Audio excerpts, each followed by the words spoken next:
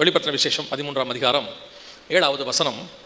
மேலும் பரிசுத்தவான்களோடு கூட யுத்தம் பண்ணி அவர்களை ஜெயிக்கும்படி அதற்கு அதிகாரம் கொடுக்கப்பட்டதும் அல்லாமல் ஒவ்வொரு கோத்திரத்தின் மேலும் பாஷைக்காரர் மேலும் ஜாதிகள் மேலும் அதற்கு அதிகாரம் கொடுக்கப்பட்டதாக வேதம் சொல்லுது.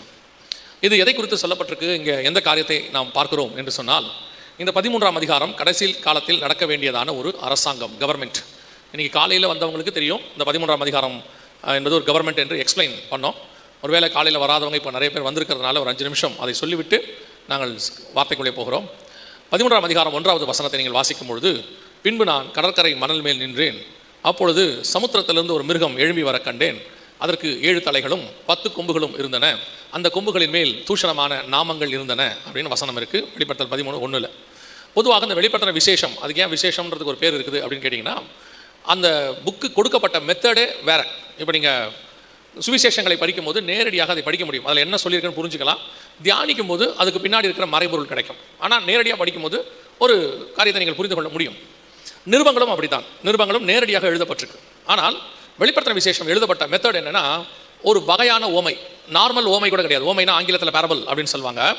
அந்த நார்மல் ஓமைனா என்னென்னா, நேற்று பார்த்தோம் பாருங்கள், அத்திமரத்தினால் ஒரு ஓமையை கற்றுக்கொள்ளுங்கள். இப்போ அத்திமரம் வந்து இருக்குது, நம்ம கண்ணுக்கு முன்னாடி அத்திமரம்னு ஒன்று இருக்குது, அதை வச்சு ஆண்டவர் வந்து எக்ஸ்பிளைன் பண்ணுறார். விதை விதைக்கிறவனுடைய ஓமை அப்படின்னா விதை விதைக்கிறதுன்னு ஒன்று இருக்குது, நம்ம பார்க்க முடியும் கண்ணில். அதை வச்சு ஒரு சத்தியத்தை அவர் அல்லது ஒரு ரகசியத்தை வெளிப்படுத்துகிறார். ஆனால் இது இந்த வெளிப்படுத்துகிற விசேஷத்தில் சொல்லப்பட்டிருக்கிற மேஜர் விஷயங்கள் பார்த்தீங்கன்னா உலகத்திலே அப்படி ஒன்று இருக்காது. அதை நமக்கு சொல்லி அதன் மூலமாக ஒரு ரகசியத்தை வெளிப்படுத்துவார். உதாரணமாக இப்போ நீங்கள் 13:1 வாசிச்சிங்க இல்லையா, நான் ஏன் இப்போ கொஞ்சம் எக்ஸ்பிளைன் பண்ணி எடுக்கிறேன் அப்படின்னா, அதுக்கு 2 ரீசன். ஒன்று, காலையில் நீங்கள் வரல. இன்னொன்று, காலையில் வந்தவங்க கிட்ட நான் ஒன்று பார்த்தேன். என்னென்னா, இந்த வேதத்தை தியானிக்கிறதுல அவங்களுக்கு ஒரு இன்ட்ரெஸ்ட் இருக்குது. உட்காந்து அப்படியே அவங்க உட்காந்து நல்லா வசனம் கேட்டாங்க. அது மட்டும் இல்லாமல் டவுட்ஸ் எல்லாம் கேட்டாங்க. அவங்க கேட்ட டவுட் எல்லாம் நல்ல ஒரு வேல்யூபிள் டவுட். அதனால் வேல்யூபிள் டவுட்னு கேட்குறீங்களா, சில சர்ச்சில் டவுட் கேட்பாங்க. அந்த டவுட்டெல்லாம் அவங்க கேட்கும் போதே அவங்களுடைய ஸ்பிரிச்சுவல் ஸ்டாண்டர்ட் தெரிஞ்சிடும் நமக்கு. சரியா, காயினுக்கு ஒய்ஃப் எங்கேருந்து வந்துச்சுன்னு கேட்பாங்க. அந்த அவருக்கு ஒய்ஃப் எங்கேருந்து வந்தால் நமக்கு என்ன, அவர் வாழ்ந்துட்டு போயிட்டார். இப்போ நமக்கு அவர் ஒய்ஃப் வந்த விஷயம் தெரிஞ்ச வேண்டிய அவசியமா? சில இடத்துல கேட்பாங்க, வாலிபர் கூட்டத்தில் லவ் பண்ணலாமா பண்ணக்கூடாதா அப்படிம்பா. பண்ணக்கூடாதுன்னு அவனுக்கே தெரியும். இவர் ஏதாவது ஒரு வாய்ப்பு இப்போ கொடுப்பாரா, எக்ஸாம்பிள் சொல்லி ஏதாவது பண்ணிக்கலாம்னு சொல்லுவாரான்னு எதிர்பார்ப்பான். இதெல்லாம் அவங்களுடைய ஸ்பிரிச்சுவல் ஸ்டாண்டர்ட். ஆனால் இங்கே இன்றைக்கி கேட்ட கேள்விகள் எல்லாமே ரொம்ப டீப்பாக இருந்தது. 11ஆம் அதிகாரம், 14ஆம் அதிகாரம், 7ஆம் அதிகாரத்தில் உள்ளதான காரியங்கள் எல்லாம் கேட்டாங்க. ரொம்ப நல்லா இருந்துச்சு. அதனால தான் இதை உங்களுக்கு எக்ஸ்பிளைன் பண்ணால் நல்லாயிருக்கும். நீங்கள் இதே மாதிரி வெளிப்படுத்தின விசேஷம் முழுக்க படிக்கலாம். இப்போ பாருங்கள், 13ஆம் அதிகாரம் 1ஆம் வசனத்தில் நீங்கள் பார்த்தீங்க இல்லையா, நம்ம வாசித்த வசனத்தில், சமுத்திரத்திலிருந்து ஒரு மிருகம் எழும்பி வர கண்டேன், அதற்கு 7 தலைகளும் 10 கொம்புகளும் இருந்தன. அப்படி ஒரு மிருகம் வந்து என்ன கிடையாது, சமுத்திரத்தில் கிடையாது. அப்படி ஒரு மிருகமே நீங்கள் போய் பார்த்தீங்கன்னு சொன்னால், அந்த சமுத்திரத்தில் அதாவது ஓஷனில் இருக்கக்கூடியதான எந்த ஒரு உயிரினமும் இப்படி இருக்காது. 10 தலையோட அல்லது 7 தலையோட 10 கொம்போட அப்படி இருக்காது. அப்படி ஒன்று கிடையவே கிடையாது உலகத்தில். நீங்கள் அதே மாதிரி பைபிளில் இருக்கிற எந்த விஷயத்தையும் பாருங்கள், வெளிப்படுத்தின விசேஷத்தில் மட்டும் பாருங்கள், அதில் உள்ள மேஜர் விஷயங்கள் உலகத்தில் இல்லாத விஷயங்களாக இருக்கும். இப்போ கர்த்தர் என்ன செய்கிறாரு, இல்லாத ஒரு விஷயத்தை சொல்லி அதன் மூலமாக நமக்கு ஒரு ரகசியத்தை சொல்லுகிறார். அதுதான் வெளிப்படுத்தின விசேஷத்தினுடைய ஸ்பெஷாலிட்டி. மற்ற எல்லா புக்லையும் இருக்கிற பேரபிள் உலகத்தில் இருக்கும். நான் சொன்ன மாதிரி, ஏற்கனவே சொன்ன மாதிரி, சில விஷயங்கள் எல்லாமே ஒலிவ மரம், திராட்சை செடி, இதெல்லாம் பூமியில் இருக்குது. இதை வச்சுக்கிட்டு ஆண்டவர் நமக்கு ஒரு ரகசியத்தை சொல்லி கொடுக்குறார். ஆனால் வெளிப்படுத்தின விசேஷத்தில் உள்ளது உலகத்திலே கிடையாது. அதை வச்சுக்கிட்டு இப்போ உங்களுக்கு அதுவே புரியாது. என்னங்க இப்படி இல்லாத ஒரு விஷயம் புதுசாக இருக்குது, 7 தலை 10 கொம்போட ஒரு மிருகமா அப்படின்னு கேட்டீங்கன்னு சொன்னால் இருக்குது. அது அப்படி ஒன்று சொல்கிறார் இயேசு. அதை வச்சுக்கிட்டு ஒரு ஓமையை நமக்கு சொல்கிறார். ஓமைனா ரகசியம்னு காலைல பார்த்தோம். மத்தேயு 13:9-10 ஓமை என்றால் ரகசியம் என்று இருக்கிறது. ஸோ இப்போ நம்ம அதை தான் பார்க்க போகிறோம். அதன் மூலமாக இந்த கடைசி காலத்தில் நடக்கிற ஒரு சம்பவத்தையும் நம்மோடு கூட இடைப்பட்டு கொண்டிருக்கிற ஒரு சம்பவத்தையும் பார்த்துட்டு தான் இந்த கூட்டத்தை நம்ம முடிக்க போகிறோம். இப்போ ஒரு எக்ஸ்பிளனேஷன் 13:1. பின்பு நான் கடற்கரை மணல் மேல் நின்றேன் அப்படின்னா என்ன அர்த்தம்? நல்ல வேதம் விரும்புகிறவங்க, தியானிக்கணும்னு விரும்புகிறவங்க அடுத்த 10 நிமிஷத்தை நல்லா கவனிங்க. நீங்கள் இதே மாதிரி வெளிப்படுத்தின விசேஷம் முழுக்க தியானிக்கலாம். தியானிக்கும் போது உங்களுக்கு இப்போ நம்ம எக்ஸ்பிளைன் பண்ணுற மாதிரியே நிறைய ரகசியங்கள் கிடைக்கும். சரியா, கவனிங்க. பின்பு நான் கடற்கரை மணலில் மேல் நின்றேன். கடற்கரை மணல் என்றால் என்ன? அதாவது பைபிளில் ஒவ்வொன்றுத்துக்கு பின்னாடியும் ஒரு சீக்ரெட் இருக்குன்னு நம்ம பார்த்தோம் இல்லையா. கடற்கரை மணல் என்றால் என்ன அப்படின்னா, நம்ம எல்லாருக்கும் தெரியும் சீஷோர் அப்படின்ட்டு இங்கிலீஷில் சொல்லிட்டு போயிடுவோம். ஆனால் பைபிளில் கடற்கரை மணலுக்கு ஒரு அர்த்தத்தை ஆண்டவர் கொடுத்து வச்சிருக்கிறார். இப்போ நான் அதை சொல்கிறதுக்கு முன்னாடி இன்னொன்று சொல்கிறேன், அதையும் மைண்டில் வச்சுக்கோங்க. வெளிப்படுத்தின விசேஷமோ பைபிள் முழுக்கவோ எதை படித்தாலும் நீங்கள் யூகிக்காதீங்க, அசியூம் பண்ணாதீங்க. இதுவாக இருக்குமோ அதுவாக இருக்குமோன்னு சொல்லி என்ன செய்யாதீங்க, அசியூம் பண்ணாதீங்க. ஏன் அசியூம் பண்ணாதீங்க அப்படின்னா, இந்த பைபிள் முழுக்க ஆவியானவரால் எழுதப்பட்டது. நாம் மாம்சத்திலிருந்து தியானிக்கிறோம். ஆவிக்கும் மாம்சத்துக்கும் எப்பவுமே என்ன இருக்கும், ஒரு போராட்டம் இருந்துகிட்டே இருக்கும். நமக்கு படிக்க படிக்க நம்ம மைண்டில் உள்ளது இதாக தான் இருக்குமோன்னு தோணும். நான் சொல்ல உங்களுக்கு புரியுதா? ஒரு மனுஷன் எனக்கு ஃபோன் பண்ணார். ஃபோன் பண்ணி எங்கிட்ட அவர் கேட்டார், அந்தி கிறிஸ்துங்கிறவன் வந்து ஆணாக தான் இருக்கணுமா, பெண்ணாக இருக்க வாய்ப்பு இல்லையா அப்படின்னு கேட்டார். பைபிளில் அந்தி கிறிஸ்துவை அவன் இவன் தான் போட்டிருக்குது. இப்போ நான் சொன்னேன், இல்லை அவன் இவன் தான் போட்டிருக்குது, மேக்ஸிமம் அவன் ஆணா இருக்க தான் வாய்ப்பு இருக்குது, ஏன் உங்களுக்கு அந்த சந்தேகம் வந்துச்சுன்னு கேட்டேன். அப்போ அவர் சொன்னார், இல்லை அந்தி கிறிஸ்துவுக்கு பைபிளில் கொடுத்துருக்கிற எல்லா அடையாளமும் என் மனைவி கிட்டையும் இருக்கு. அவன் நடந்துக்கிற விதத்தில் எல்லாம் பார்த்தீங்கன்னா, அவள் அடிக்கிற விதத்துலேருந்து எல்லாமே அது எனக்கு ஒத்து போகுது, ஒருவேளை இவ்வளோ தான் இருப்பாளோன்னு எனக்கு ஒரு சந்தேகம் வந்துச்சு அப்படின்னு சொன்னார். இதான் அசம்ஷன். புரியுதா உங்களுக்கு? யோசிக்க தொடங்கினோம்னா இப்படி யோசிக்க தொடங்கிடுவோம்.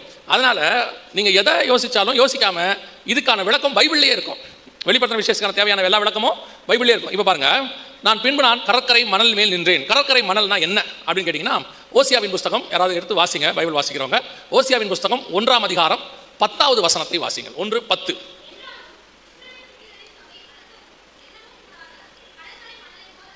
அப்போ கடற்கரை மணல்னா யாரை குறிக்குது? இஸ்ரவேல் புத்திரரை குறிக்கிறது. இப்போ நான் கடற்கரை மணல் மேல் நின்றேன் அப்படின்னா அவர் அர்த்தம் என்னன்னா, தீர்க்கதரிசி எங்கே நிற்கிறாரு? இஸ்ரவேல் மத்தியிலே நின்றேன், இஸ்ரவேல் புத்திரர் மத்தியிலே நின்றேன். சமுத்திரத்திலிருந்து ஒரு மிருகம் வந்தது. சமுத்திரம் என்றால் என்ன வாசிங்க. ஒவ்வொருத்துக்கும் பைபிளில் விளக்கம் இருக்கு. இது எதுவுமே அசியூம் கிடையாது, யூகிக்க கிடையவே கிடையாது. சமுத்திரம் என்றால் என்ன வாசிங்க. வெளிப்படுத்தல் 17:15 வாசிங்கள். வெளிப்படுத்தல் 17:15.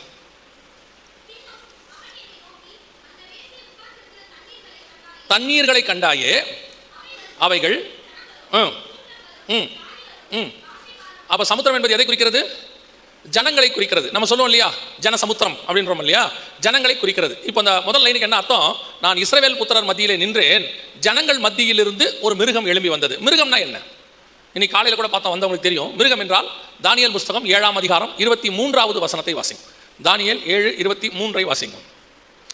அவன் சொன்னது, 4ஆம் மிருகம் பூமியிலே உண்டாகும் 4ஆம் ராஜ்யமாம். மிருகம் என்றால் என்ன அர்த்தம்? ராஜ்யம்னு அர்த்தம். கவர்மெண்ட்.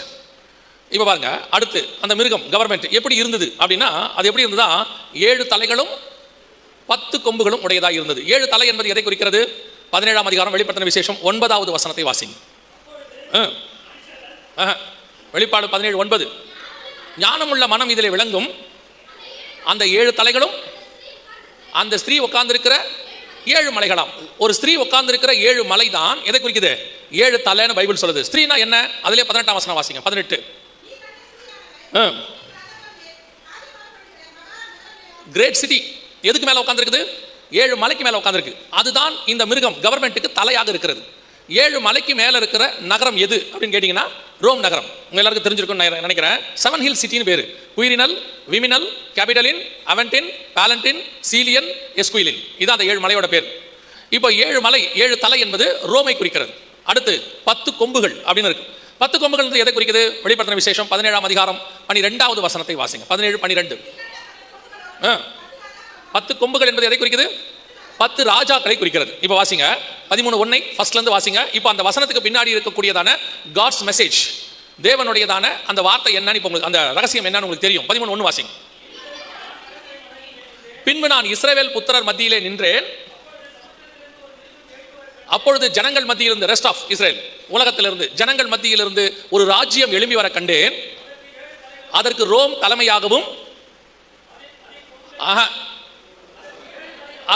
தலைமையாகவும் அதோடு 10 ராஜாக்களும் இருந்தார்கள். இதுதான் அதுக்கு பின்னாடி இருக்கிற மெசேஜ். ஒரு வசனத்துக்கு பின்னாடி இருக்கிற மெசேஜ் இதுதான் வெளிப்படுத்தின விசேஷம். இப்படி ஒவ்வொரு வசனத்தையும் நீங்க படிக்க முடியும், ஒவ்வொரு வசனத்தையும் படிக்க முடியும். அடுத்த வசனம் அப்படியே இருக்கும். இப்போ நான் எக்ஸ்பிளைன் பண்ண மாட்டேன், பயந்துராதீங்க, இதுலயே போயிடும் போல அப்படின்னு சொல்லி. அடுத்த வசனம் இருக்கும், நான் கண்ட மிருகம், நான் கண்ட ராஜ்யம் சிறுத்தையை போல் இருந்தது. சிறுத்தைனா என்ன? அதன் கால்கள் கரடியின் கால்களை போல் இருந்தது. கரடினா என்ன? அதன் வாய் சிங்கத்தின் வாயை போல இருந்தது. சிங்கம்னா என்ன? அடுத்து வலு சர்ப்பம்னா பிசாசு. பிசாசானது தன் பலத்தையும் தன் சிங்காசனத்தையும் மிகுந்த அதிகாரத்தையும் அதற்கு கொடுத்தது. இப்போ இதுக்கு பின்னாடி ஒரு சீக்ரெட் இருக்கு. இப்படி ஒவ்வொரு வசனத்துக்கு பின்னாடி நீங்க வாசிக்கிட்டே வந்தீங்கன்னா, தேவன் நமக்கு சொல்ல விரும்புகிற ஒரு மிக முக்கியமான மெசேஜ் உள்ள இருக்கும். அதனால தான் அதுக்கு பேர் வெளிப்படுத்தின விசேஷம். ஆனால் என்ன, இதை நீங்கள் யூகிக்க முடியாது. டோட்டல் பைபிளையும் படிக்கணும். டோட்டல் பைபிளையும் படித்தா தான் இது உங்களுக்கு தெரியும். இப்போ உங்களுக்கு வந்து எப்படி பண்ணியிருக்கிறோன்னு கேட்டிங்கன்னா, எல்லாத்தையும் கலெக்ட் பண்ணி ஒரு வசனத்தை, அதுக்கான விளக்கத்தை நாங்கள் இத்தனை வருஷம், ஏறக்குறைய ஒரு 20 வருஷம்னு வச்சுக்கோங்க இந்த மினிஸ்ட்ரி, அதில் வரக்கூடியதான ஒரு விஷயத்தை உங்களுக்கு சொல்லியிருக்கிறோம். இதே மாதிரி நீங்கள் ஒவ்வொரு வசனத்தையும் பைபிள் வந்து தியானிக்கலாம். ஆண்டவர் உங்களுக்கு சொல்லிக் கொடுப்பார். ஸோ இதுதான் வெளிப்படுத்தின விசேஷம் படிக்கிற முறை. காலையில் ஒருத்தர் கேட்டாங்க, பைபிள் படிக்கிற முறையோ வெளிப்படுத்தின விசேஷம் படிக்கிற முறையோ எங்களுக்கு என்ன, அது சொல்லி தருவீங்களா அப்படின்னு கேட்டாங்க. யாராவது இருக்கிறீங்களா அப்படி கேட்டவங்க? காலையில் அந்த கேள்வி கேட்டவங்க இருக்கிறீங்களா? இல்லை, சரி, ஓகே. காலையில் ஒருத்தர் அந்த கேள்வி கேட்டாங்க, வெளிப்படுத்தின விசேஷத்தை எப்படி படிக்கிறது அப்படின்னு. இதுதான் படிக்கிற மெத்தட். இதுக்கு வந்து அறிவோ ஞானமோ படிப்போ எதுவுமே தேவையில்லை. இன்ட்ரெஸ்ட், தேவ ஆவியினால் நடத்தப்பட்டீங்கன்னா போதும். ஆவியானவர் உங்களுக்கு சொல்லிக் கொடுக்க வல்லமை உள்ளவராக இருக்கிறார். இன்னைக்கு நாம உள்ள இன்னைக்கு பாடத்துக்கு போக போறோம். அப்ப அந்த 7வது வசனம் என்ன சொல்லுது? மேலும் பரிசுத்தவான்களோடு யுத்தம் பண்ணி அவர்களை ஜெயிக்கும்படி அதற்கு அதிகாரம் கொடுக்கப்பட்டதும் அல்லாமல் ஒவ்வொரு கோத்திரத்தின் மேலும் பாஷைக்காரர் மேலும் ஜாதிகள் மேலும் அதற்கு அதிகாரம் கொடுக்கப்பட்டது. அது அப்படின்னா மிருகம். மிருகம்னா 11ஆம் அதிகாரத்தில் மிருகம்னா ராஜ்யம், கவர்மெண்ட். வாசிச்சோம்ல இப்பதானே. அப்ப 7ஆம் வசனத்தை எப்படி படிக்கலாம்? மேலும் பரிசுத்தவான்கள்னா இயேசுவின் ரத்தத்தால் கழுவப்பட்டவர்கள் அல்லது நியாயப்பிரமாண கால பரிசுத்தவான்கள், 2 பேரும் பரிசுத்தவான்கள் தான். இதை பத்தியே காலையில் நம்ம பார்த்தோம். அந்த இடத்துல சொல்லப்பட்டிருக்கிறது யாருன்னு கேட்டீங்கன்னா 7 ஆண்டு கால உபத்திரவ காலத்தில் இருக்கக்கூடியதான அந்த நியாயப்பிரமாண கால பரிசுத்தவான்கள். இன்னும் கொஞ்சம் தெளிவா சொல்லணும்னா இஸ்ரவேல்ல இருக்கிற ஊழியக்காரங்க. மேலும் பரிசுத்தவான்களோடு கூட யுத்தம் பண்ணி அவர்களை ஜெயிக்கும்படி அதற்கு அதிகாரம் கொடுக்கப்பட்டது. அந்த கவர்மெண்ட் அதிகாரம் கொடுக்கப்பட்டது. அது மட்டும் இல்லாம வெறும் இஸ்ரவேல்ல இருக்கிற பரிசுத்தவான்களை மட்டும் இல்ல, மேலும் எல்லா பாஷைக்காரர் மேலும் ஜாதிகள் மேலும் அதற்கு என்ன கொடுக்கப்பட்டது? அதிகாரம் கொடுக்கப்பட்டது. இதுக்கு அர்த்தம் என்ன அப்படின்னா, உலகம் முழுக்க ஆளுகை செய்ய போற ஒரு கவர்மெண்ட் வரப்போகுது. இதுக்கு பேரு ஒன் வேர்ல்டு கவர்மெண்ட் பேரு. ஒன் கவர்மெண்ட், ஒரு அரசாங்கம் அப்படின்னு சொல்லுவாங்க. இந்த ஒன் வேர்ல்டு கவர்மெண்ட் அப்படின்னா என்னங்க? இது உலகம் முழுக்க எப்படி ஒரு ஆட்சி நடக்குமா அப்படின்னு கேட்டீங்கன்னா, ஒரு 100 வருஷத்துக்கு முன்னாடி வரைக்கும் நடந்திருக்குது. 100-150 வருஷத்துக்கு முன்னாடி வரைக்கும் அப்படி ஒன்று நடந்திருக்குது. ஆரம்பிச்சது எங்க அப்படின்னு கேட்டீங்கன்னா, ஆதியாகமம் 11 பாபிலோன்ல. அவங்க பாபேல் என்கிறதான ஒரு கோபுரத்தை கட்டினார்கள். ஞாபகம் இருக்குதா? அவங்க எல்லாரும் ஓர் இடத்தில் நாம் ஒன்றாக இருப்போம், ஒரு கோபுரத்தை கட்டுவோம், ஒரே இடத்துல நம்ம எல்லாமே செய்வோம், பூமி எங்கும் சிதறி போகாதபடிக்கு ஒன்னஸ் அப்படின்னு இருக்கு. ஆண்டவர் என்ன பண்றாரு? அப்படி இருக்கக்கூடாது. இவங்க ஒன்னா இருந்தா என்ன பண்ணிடுறாங்கன்னா, வேறொரு கோபுரத்தை கட்டிடுறாங்க. கோபுரம்னா பாபேல் கோபுரத்தை கட்டிடுறாங்க. ஆனா வேதத்தை பொறுத்த வரைக்கும் தேவன் தான் கோபுரமாக இருக்கிறார். ஏசாயா தீர்க்கதரிசன புத்தகம் 5ஆம் அதிகாரம் 2ஆம் வசனத்துல, மகா செழிப்பான என் நேசருக்கு மகா செழிப்பான மேட்டிலே ஒரு திராட்சை தோட்டம் உண்டு, அவர் அதை சுற்றிலும் வேலி அடைத்து அதில் உள்ள கற்களை பொறுக்கி கிளை நறுக்கி அதில் ஒரு ஆலையை உண்டு பண்ணி அதிலே ஒரு கோபுரம் கட்டி அப்படின்னு இருக்குது. இருக்குதா? 5:2 கோபுரம் கட்டி அப்படின்னா என்ன அர்த்தம்னா, திராட்சை தோட்டம்னா சபை, அதில் உள்ள கோபுரம் அப்படின்னா டவர், ஜீசஸ் கிரைஸ்ட் குறிக்குது. அவர் வழியா தான் நம்ம பரலோகத்துக்கு போக முடியும். அதான் டவர். அவர் தான் நமக்கு வாட்ச் டவர், அவர் தான் நமக்கு கலங்கரை விளக்கம், அவர் தான் நமக்கு லைட். ஸோ அந்த டவர்ங்கிறது கிரைஸ்ட்.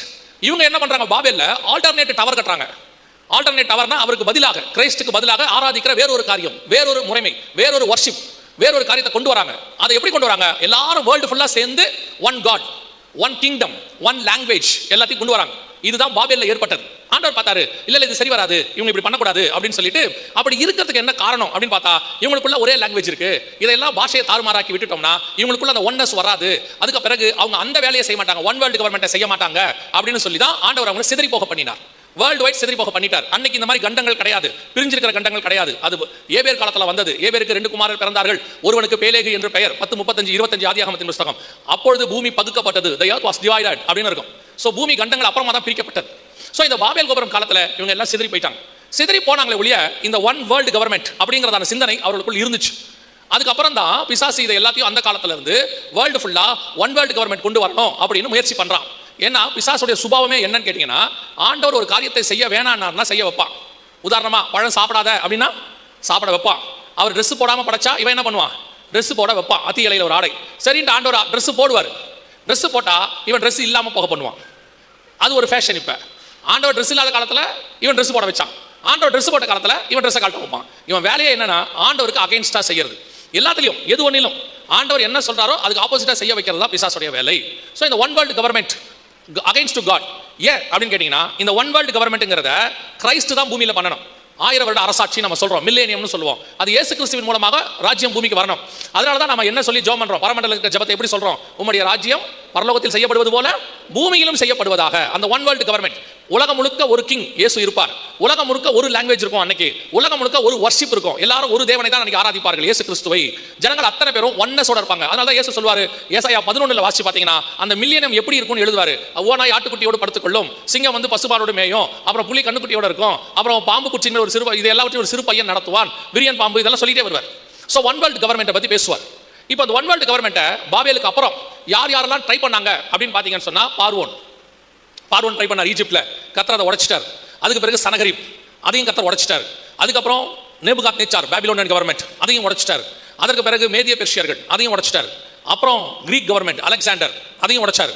அதற்கு பிறகு ரோம் கவர்மெண்ட், வேர்ல்டு ஃபுல்லா உலகம் ஃபுல்லா ஆட்சி செய்யணும்னு அவங்களுக்கு ஒரு ஆசை, அதையும் உடைச்சாரு.